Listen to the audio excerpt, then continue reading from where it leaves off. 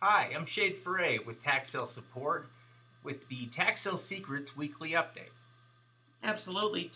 We're gonna talk about the auctions that are coming up from January 15th to the 22nd. Excellent. Let's take a look at some other things here. Let's talk about news and announcements here, and we're also going to cover different hot lists that are available. We'll talk a little bit about our weekly tax sale tip, which for this week we're going to talk for a minute about title searches and the role they play, and then also investor questions and answers. Yeah, exactly. Kind of our idea with this is just to each week put out a video that has upcoming auctions that are taking place. Also some tax sale tips, and also any questions that you guys have, you can go ahead and submit them on YouTube, and we'll answer some of those questions.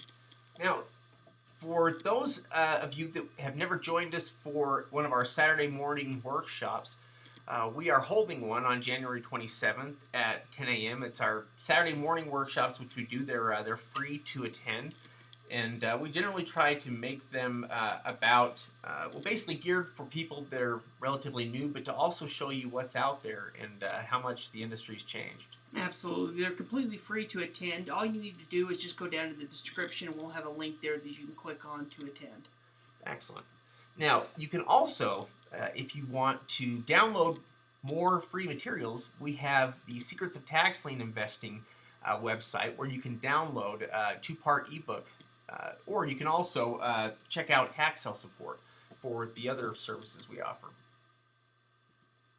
Now, as far as some of the upcoming auctions, what we want to do is these aren't all of the auctions that we have available on tax sale support, but we want to highlight some good auctions or some hot list auctions that are going to be coming up each day. Here on January 16th, we can see we have Jackson, Florida, Polk County, and Cumberland, North Carolina. But on the 17th, we can see that we have Nashville, Tennessee, and Duval, and also a New Jersey tax lien auction happening on the 17th. Yeah, which is interesting. Is that just for commercial property as well? No, it's actually the town of Commercial. Oh, I see. Yeah, there are a ton of sales happening right now. It's a really good time of the year to get involved, and certainly it's easier now than it's ever been before.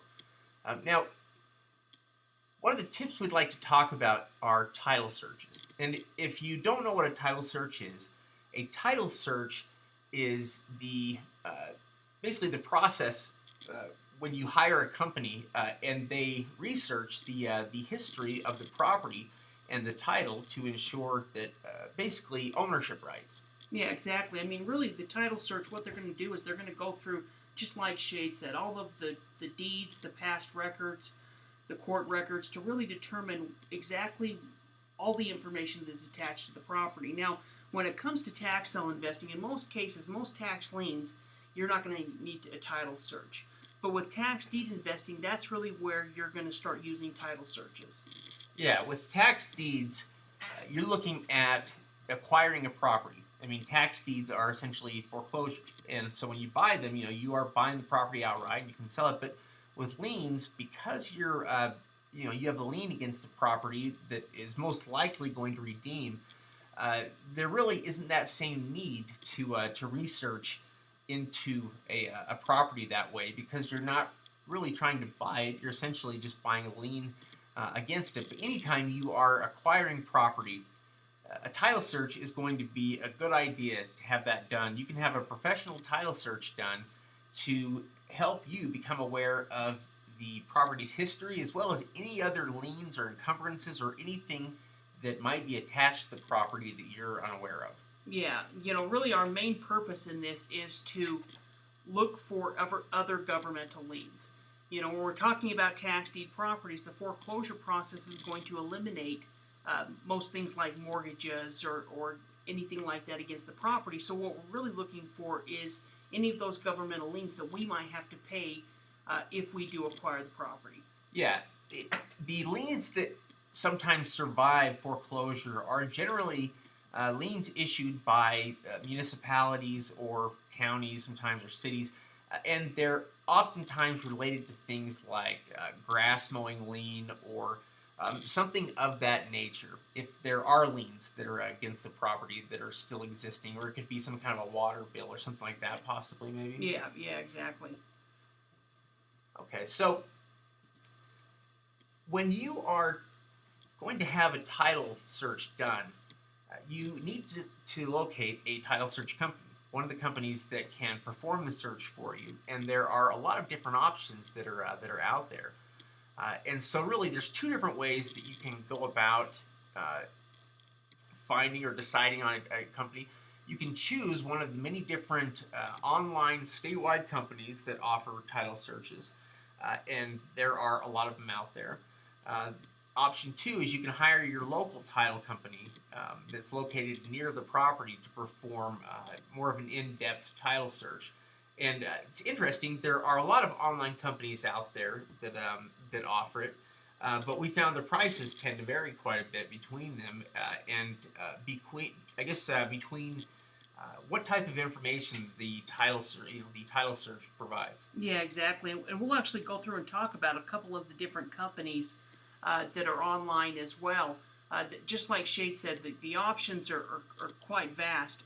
As far as a cheap search, um, there's a company called nextace.com and searchq.com, and these guys provide title searches for around $30. Now, these aren't going to be your full extended title search, but what they are able to pull up is any type of governmental liens and liens against the property, and that's stuff that we're interested in. Now, the biggest problem with this is, number one, you're going to need a property address. In addition to that, not all markets are going to be available. So, in fact, we just tried a particular market, and we weren't able to do a title search in that particular market. So, if it is available within that market, it's a great, inexpensive way to get at least the information that you need to make a decision. Yeah, and the $30 search is a good. It's a good opportunity there if you're able to use it. When it comes to title searches, part of what these companies are doing is going through county records, and if they don't have access to those county records, then they have to go about a different method of getting the records. They've got to contact them, so there's more work that's involved. So when we say that the property needs an address, we mean it needs an address like the way that a home has an address versus the way that sometimes raw land or something like that might not have an address. You're going to have a harder time with a title search on something like that, where you'll probably need to have something more specialized when there's no physical address there for the property. Yeah, you're not going to be able to look up with the legal description or a parcel number or anything like that. That's the reason, like Shade said, you need to have the property address. Here's another company that's highly recommended, has a good rating with the BBB, have been around for a long time. They're titlesearch.com, and they offer an expanded property title search for $179. And now the expanded search is really going to include everything. Everything on the property going back, about 30 years or so. Yeah, this is a pretty detailed title report here for 179. You're not going to most likely need anything beyond what this, and really most of this is probably even overkill in terms of what you need just to perform the necessary due diligence. But if you if you ever plan on selling the property, having a title search performed is completely necessary. Yeah, exactly, and especially if you're planning on spending $10 or $20 or $30 or $40,000 on a tax deed auction on a property, you're going to want to know as much information about it as you can. Yeah. So yeah, really, this search would really provide everything that you would need. But again, the cost is a little bit higher, and so you obviously aren't going to run full title searches on every single property that you look at. You have to be very selective about which ones that you perform a title search on, and you've got to basically wait until a point where you are more sure to get the property, because you don't want to waste a lot of money on something just to have it redeemed. Yeah, exactly. This one here is USTitleRecords.com. Now, these guys provide quite a few different services. You can get a lien report for $110. You can also get it for $95. The primary search for 195 is going to be similar to the expanded search that we just saw. So these guys have a couple of different options. If you were just looking for the liens, you could spend about $95, or you could purchase a full title chain that's going to go back to the entire history of the property, going back 100 years or to wherever the property was created for 275. Yeah, which I was just going to say that full title chain is really them just going back to the to the original ownership records and ensuring that everything's in proper order. Certainly more detailed than we normally need. Normally, if we can just get information about government liens that still exist against the property and simple things like that. I mean, I think a lot of these things will show easements as well, and will tell you everything you really need to know about the property. And so, certainly, there's more than one of these that would work. Yeah, definitely. And these are some of the bigger companies. Option 2 is to hire a company locally within that area. You can contact a title company or an abstractor that can locate the property and do a search for you. Now, as far as finding these people, you can search online using the yellow pages, or if you have set up a power team that we talk about with our members, then you'll many times can get a recommendation from one of your power team members. Now, generally, it's going to cost $150 up to $300 to do that locally. So generally, the price is going to be pretty similar. Some tips relating to title searches. I mentioned a minute ago that you don't want to waste money on properties that you can't win, and this is true of everything related to the research process prior to the investment. You don't want to spend a lot of money on these properties prior to the sale, and you also don't want to spend a lot of time. But the closer you get to the date of the sale, the more accurate the list becomes. And so you really want to wait for as long as you can and still be able to have the title search performed. But there's nothing wrong with waiting until the last minute, waiting until the last few days to be able to get that done. Yeah, exactly. And one other thing to add is that this is something that we teach our members. We have a training about, but many times an investor can do what we call an investor title search. Now, we generally do these on lower dollar tax deeds, but court records and documents like that are really public record, and so there is the possibility on lower dollar liens, lower dollar deeds, to do what we call an investor title search, where we'll actually go through and search the court records, the deed records, and see if there's any liens against the property that way. Yeah, and what's nice is that today many of these records are available online and can be located if you know where to find them. And so you can essentially go through the process of looking into a property's ownership history and look for potential problems that might exist or liens. You can see basically what has happened with the property and anything that you need to be aware of. Yeah, I think that's a good point. Now,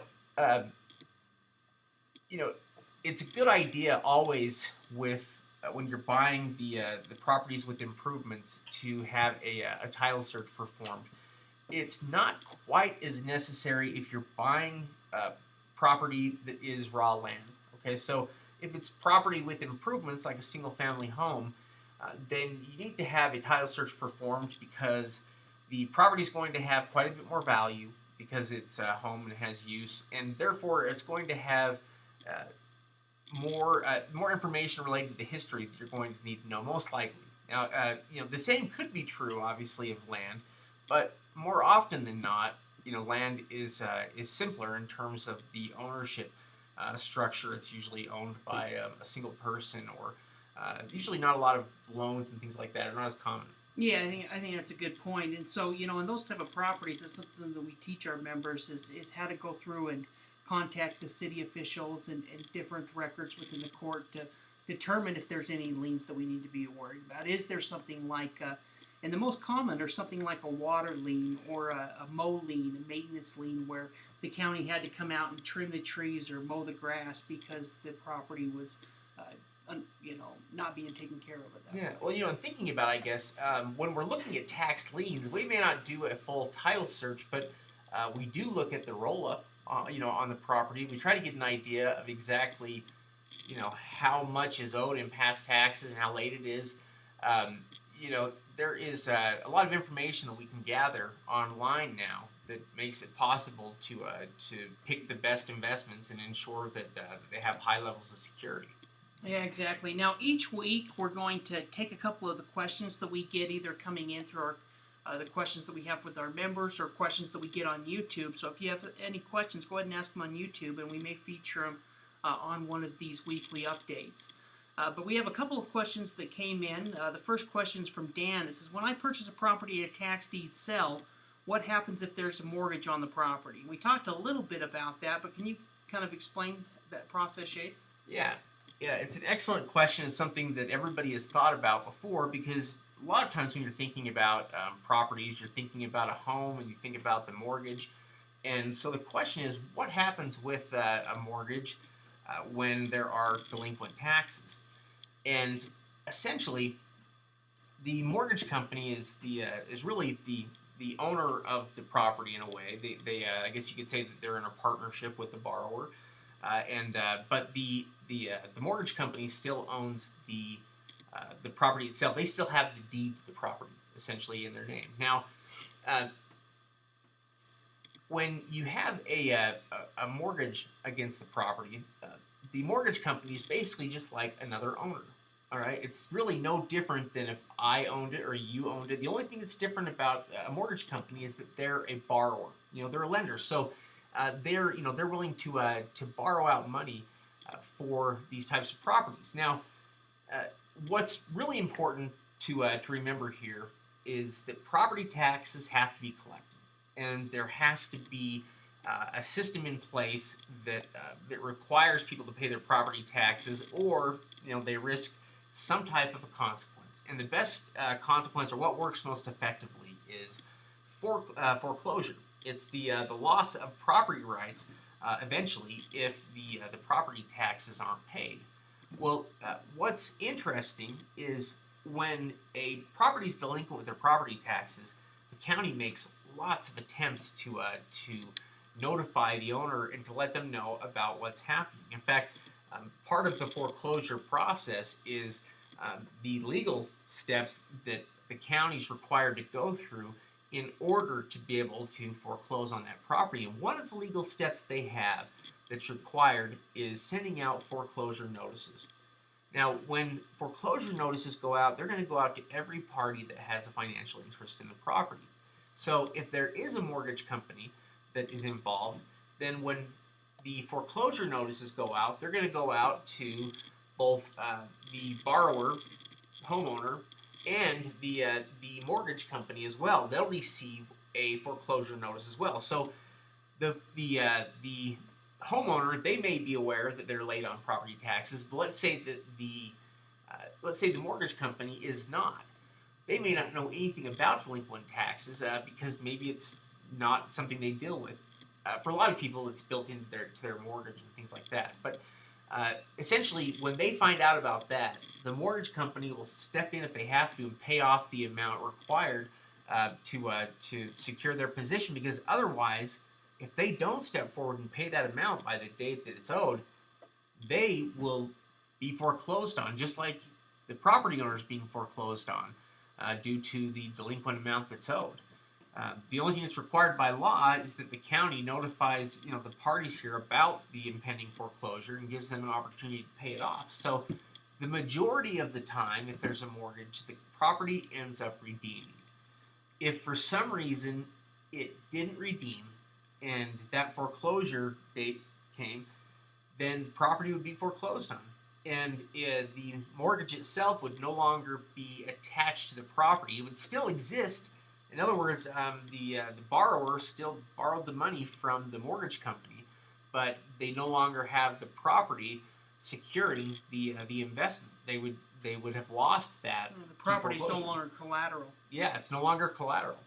Yeah, I think that's a good explanation. So when we're looking at tax deeds, just like Shade said, the foreclosure process is going to eliminate any type of mortgage, judgments, any type of normal lien against the property. Yeah, really, it can wipe out anything, really. Yeah, it's going to wipe out everything. The only exception to that is those other governmental liens that we talked about, like a grass lien or a water lien or something like that. And so, in almost all in almost all circumstances, except for maybe like New Mexico or a couple of different scenarios, when you go through that foreclosure process, it's going to eliminate that. Yeah, it's really one of the best parts about tax deeds, and that foreclosure that it goes through is the legal for. In fact, it's called the judicial foreclosure. It's through the courts. It's how the state law requires it. Yeah, exactly. So we got one other question from Shelley, and she said, "I want to start investing into tax liens. What are some of the best states to get started with?" And that's kind of a loaded question because there is so many good states out there to get started with. But it's really going to depend on the individual strategy. When we were talking about ease of purchasing tax liens, we usually talk about Florida and some of the online auction states like Arizona, Maryland. Those are generally going to be pretty easy states to invest into tax lien certificates. Especially if you're looking at over-the-counter. Florida, I would say, is a pretty good state to get started with. Yeah, it is a good state for people to begin in because they make many different aspects of the process easier than you might find in other states. In addition to that, the 18% maximum interest rate that Florida will pay out on liens is a great interest rate return. I mean, basically, it's accruing at 1.5% per month. So it's an excellent return, and Florida also has an early payoff penalty, which basically means if you were to buy a lien and it redeemed in the first month or two, let's say it redeemed in the first month, and you are earning 1.5% on your money, it wouldn't really be worth all the time and the effort. So what Florida has is for any tax lien that redeems in the first year, I believe, right? Yeah. It has a flat 5% penalty rate, so that essentially it increases increases your overall return, so that you don't have to worry about having a lien that redeems quickly and wasting your time. You're going to make, even if it redeems immediately, you'll still make at least 5%. Yeah, exactly. And we have a workshop, online workshop here on the YouTube channel that goes over how to buy tax liens. And so that would probably be something we'd recommend watching. And it'll go through and explain exactly how it works and kind of break it down so that you can pick an area to get started with. Yeah, and it's a great time to start buying tax liens. It's a great time to get involved, and I think there's never been more opportunities than there is right now. Yeah, definitely. And so if you'd like to learn more about our membership program, of course, you can go check out taxselfsupport.com.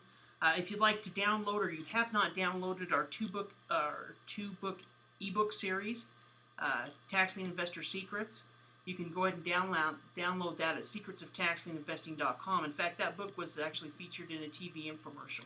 Yeah, and you can also contact us directly if there's anything that you have questions about, something you would like help with. If you'd like to learn more about the membership program or what we do with the members that we work with, then just contact us to let us know. You can reach us at taxselfsupport.com.